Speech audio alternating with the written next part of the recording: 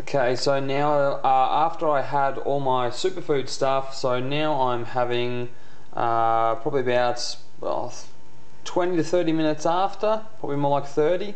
I never like to be completely exact, but enough time that things have had time to digest a bit. My nervous system will hopefully have settled down slowly a little bit now. I'm starting to wind down, just relax. Dim the lights, don't watch anything too stimulus to get the brain going.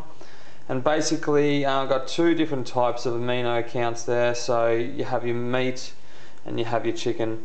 So both lean, but this one's got fat through it, which is fine. So meat has good fats through it.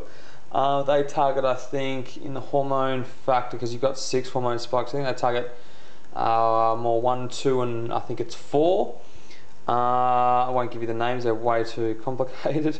And a stack of greens, so green beans, broccoli, but more the root and not so much the leaf.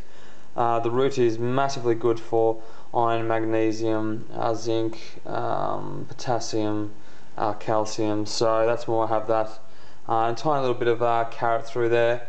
Corn, that shouldn't be in there. Corn has too many GMOs, genetically modified organisms, so a good idea to stay away from them.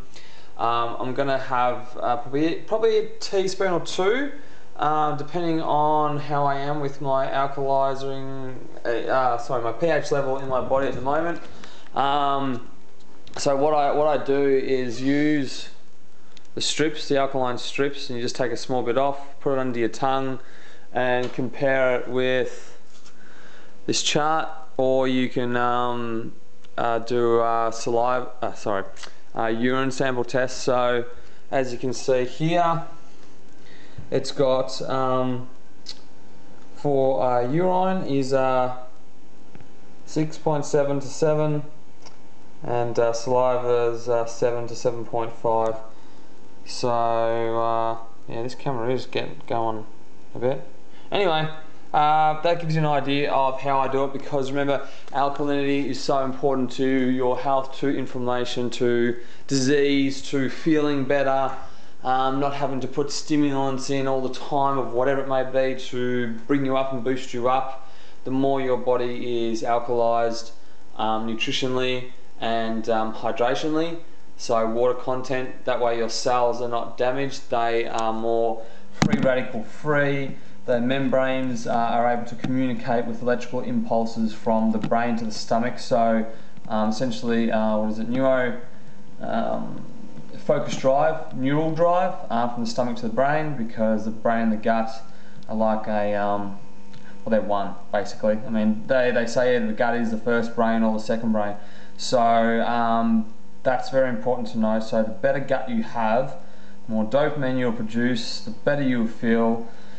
And then usually if your gut's fine, your intestinal tract should be fine, depending on what's going on, parasites, diseases, scars, who knows, just a build-up of even food could be stuck in there like hair or something. So many things to consider, and this is why it's so important to be conscious on staying on top of your health, keeping yourself focused, because everyone that I talk to they find it too hard, too slack.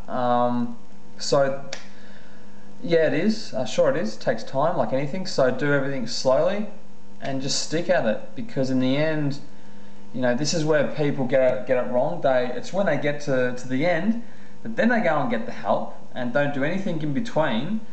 So if you do everything in between and you go and get all your blood work checked for inflammatory factors, just full blood work of vitamins, minerals, heavy ions, go to like meridian therapy, get them to check you. I mean, that's great. I'm going up in like a week's time, so I can't wait for that. I find out massive things with that, which is great, because doctors around here, or just in general that I've been to and a lot of people I hear from, can't be bothered with a lot of things, a lot of people.